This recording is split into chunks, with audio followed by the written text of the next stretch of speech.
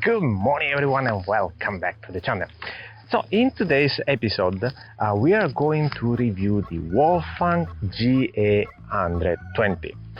For your information, I got this camera for free from Wolfang, but I'm free to say whatever I want in this review. As we did in the past for the other action cameras that we have reviewed, we are going to check it out, the difference between the different resolutions, how the electronic image stabilization works, as well as audio, because this camera allows you to attach through the USB-C an external microphone. Let's start our first test with 1080p 30 frames per second with the electronic stabilization on.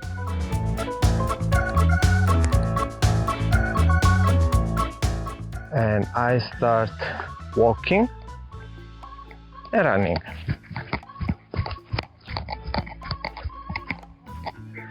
As a next step, we are going to increase the frame rate to 60 frames per second. So 1080p 60 frames per second. As we did before, we start walking and running. Next, we will go to a higher resolution, 2.7K, and the availability of this 2.7K resolution based on what's available here is 30 frames per second. Again, we want the electronic stabilization still active. 2.7K, 30 frames per second. We start walking and running. What do you think about that? After that, we go to the maximum resolution that this camera actually allows you to reach. That is 4K. 4K 30 frames per second. Again, still with the electronic stabilization that we will turn on. And let me change. On. Let's do it. No, I'm back. You know why? Because if I change resolution to 4K, I am not able to activate the electronic image stabilization,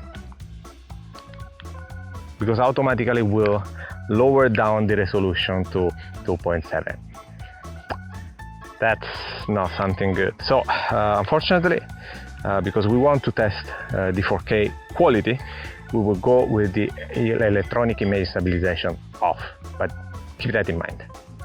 So we have increased the quality to its maximum, 30 frames per second. This is walking, and if I start running,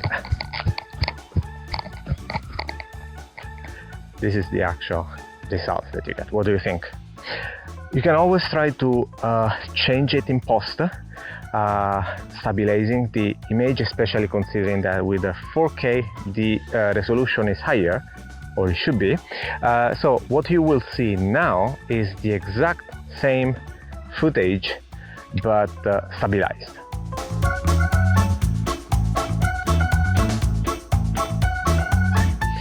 Okay, now we go back to one of the most common used frame, that is the 1080p 30 frames per second. And what we are going to do is to actually use it without image stabilization, so that you can have an idea on how with a lower resolution the performance of the camera can change. 30 frames per second, no electronic image stabilization, walking.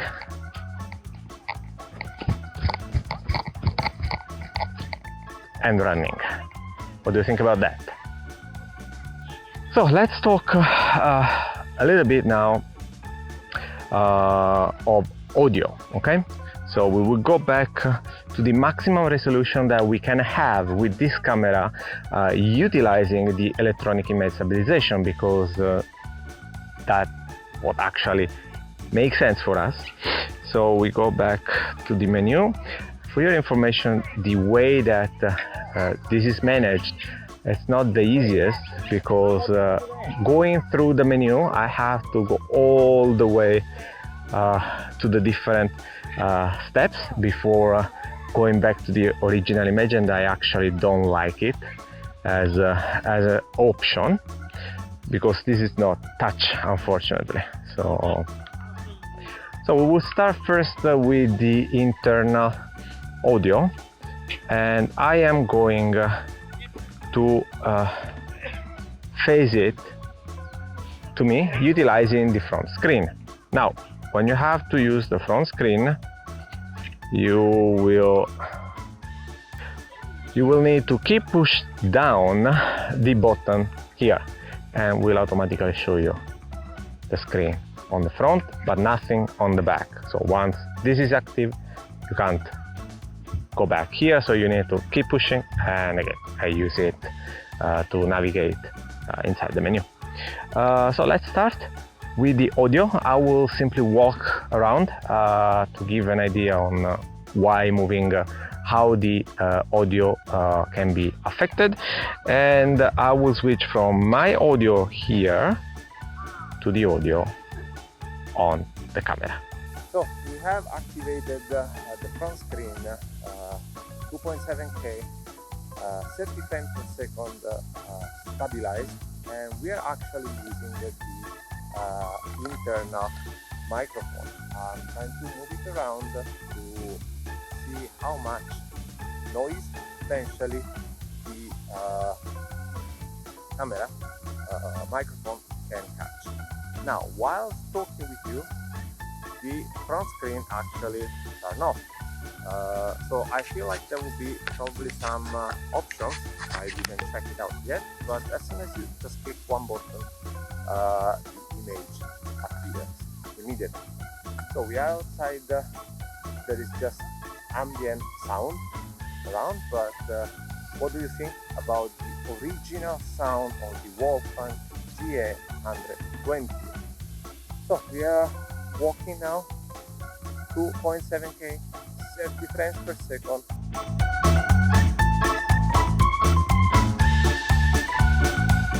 As a next exercise for the camera, we are going to test it out its photo capability. When we go through the menu, we need to switch, of course, to the back of the camera. We go to the menu, and let's check it out. What is the actual resolution that is available?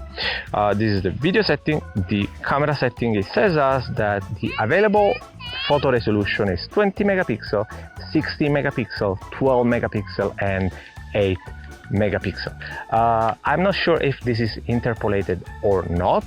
Often happen that is interpolated, but for clarity we are going to take the same subject, one picture at a time, 20, 16, 12 and 8, so you will be able to judge by yourself.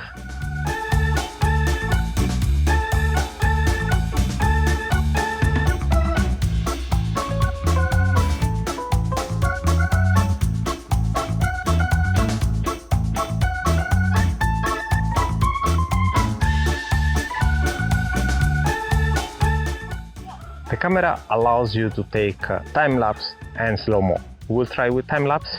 I set it up for every seconds. You have different options off, of course. 1 second, 5 seconds, 10 seconds, 30 seconds, and 60 seconds. Just for the matter of the video and have enough footage to show you without waiting too much time, I will put the setting for every 1 second the camera will take one picture. So let's see how the scene change.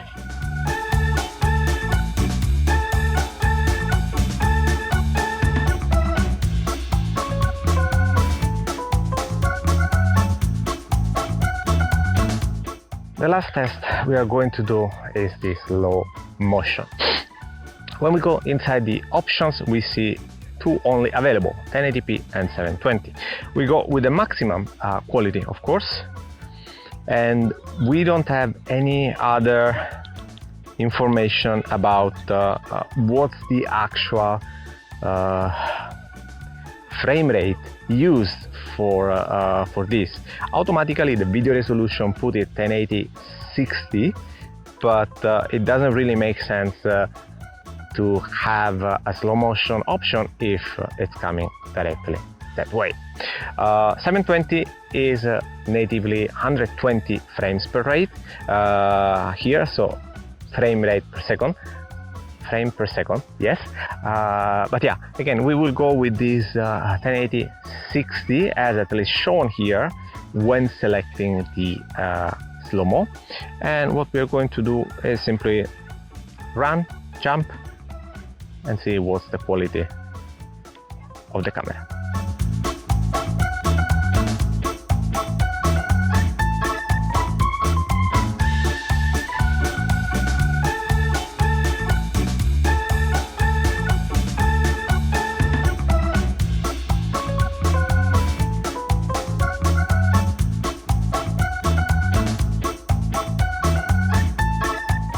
I had to recreate the final part of this video because I had chance to actually look at all footage recorded with the GA120. I'm really sad because honestly the quality wasn't absolutely what I expected. It's less than interpolated, I don't know, it's crap. It's sad because Wolfang is capable to produce some really nice entry-level action cameras, and for example the GA420 that we had reviewed previously in the channel wasn't that bad if we consider that again it's an entry-level action camera. But looking at this video and the footage recorded, I was too much surprised. It seems like a 740p that was zoomed in. I don't know, it's not usable. The picture quality as well has this huge blue tint, and I'm sad to say I'm actually not feeling confident on recommending this camera to you. If you want to purchase a Wolfang camera, please look to some other models. They are a little bit more expensive than this one, but again, at the end you pay, well, at the end you got what you pay for. That's all for me for today. Thank you for watching. If you have any questions, let me know in the comments down below. And until next time, stay click. Bye.